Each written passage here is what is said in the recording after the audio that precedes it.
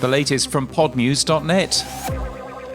The Chief Financial Officer of Libsyn, John Bushouse, has resigned. It comes after a complaint by the US's SEC accusing Bushouse and Libsyn's CEO, Chris Spencer, of negligence and misrepresentation.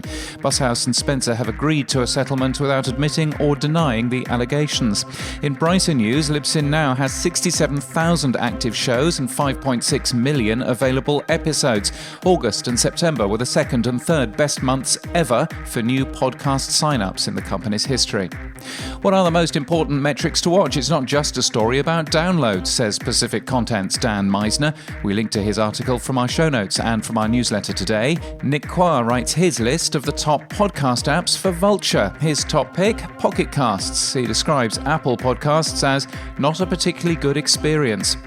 Podcast hosting platform Pinecast was down for 2 hours in the morning of October the 2nd. Traffic had mysteriously more than tripled in the hours previous. It's back up and fine.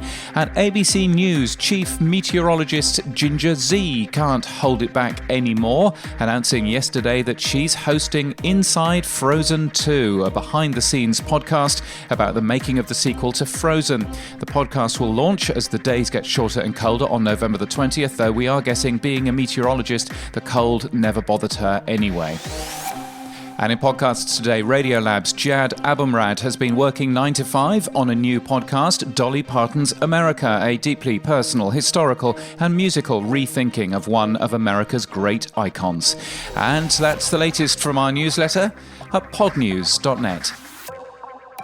Sue Perkins, An Hour or So With, will launch on October the 10th, and we're going to kick off the series by releasing 2 episodes. The first episode features the legendary director, writer, and one of the best-dressed men in the world, Mr. Paul Feig, and episode 2, Drunken Old Bez, my wonderful, delightful, extraordinary friend Mary Berry. The podcast is available on Apple Podcasts, Spotify, or wherever you get your podcasts from.